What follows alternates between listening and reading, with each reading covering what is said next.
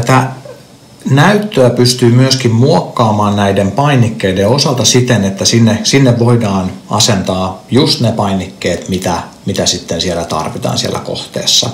Ja mistä se sitten niitä näppäimiä asetetaan, niin löytyy tästä oikeastaan ylänurkasta painamalla tätä 3 viivapainiketta ja sitten keskellä lukee mukauta pikavalintaa.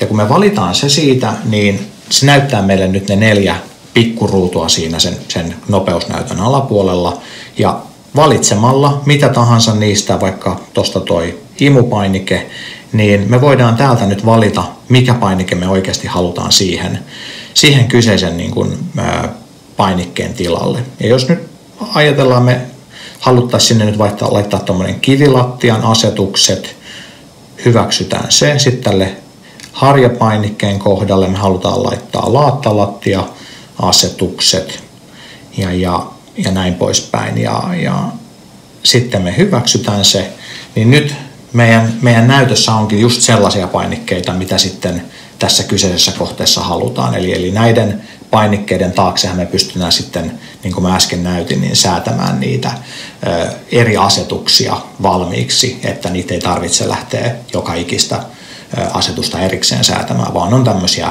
esiasetettuja skenaarioasetuksia niin sinne sitten koneen niistä toiminnoista. Tässä on myöskin vaihtoehto, että mikäli halutaan, niin me voidaan tyhjentää ruutua myöskin aika lailla.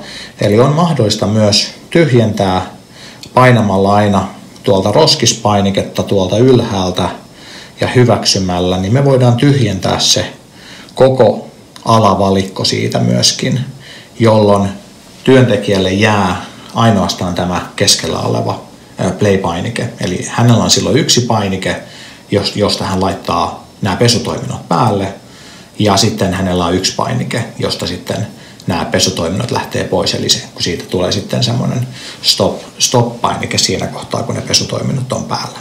Eli halutessaan tästä näytöstä saa hyvin yksinkertaisen, ja sitten taas jos haluaa, että siellä on enemmän informaatiota ja enemmän vaihtoehtoja, niin sinne saadaan sitten myöskin lisää sitä tavaraa.